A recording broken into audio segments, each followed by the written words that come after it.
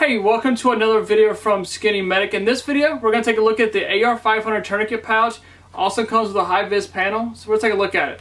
So the pouch overall is about 7 inches in height, about 2 inches in width, and does expand its width at the top. And this right here is kind of a stretchy material. Overall, this is 500 Couture fabric. The panel itself is 8.25 by 8.25. I do think the high-vis panel is very useful, especially in a survival situation. You could hang it up, makes it easier for rescuers to find you. So the AR500 pouch is going to come in multicam, black, OD green, and tan, so you can match it up to your favorite gear.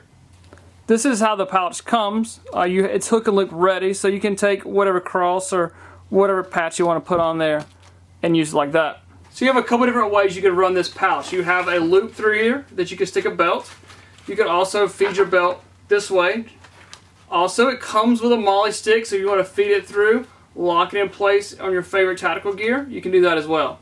Now guys, I'm going to be completely 100% honest with you here.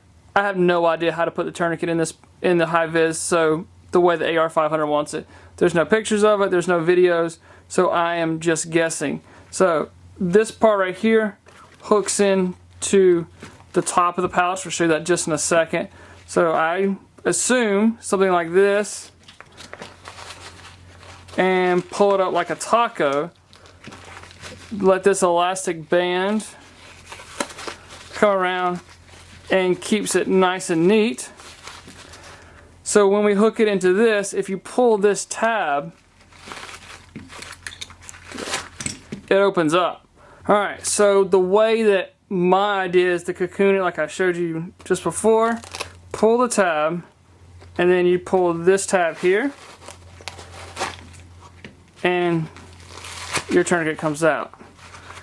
I don't know, maybe someone else can make a video, tell me how they're supposed to lay it, but it's my idea. So this pouch is designed to carry the cat and the soft T, but with the recent updated list from the TCCC committee, I want to see what else it could carry. It also carries the TX2 and it carries the TMT. TMT's just fine, no problem. The TX2 is a little tall. I'll show you guys here real quick. So there is a TMT locked in there. Like I said, I think it fits in there just fine. So the TX2 is almost a little bit long to fit in there, so it barely covers it, but fits in there as well. So I hope this video helps. You never know when you'll be the first responder. Remember the right gear and the right training.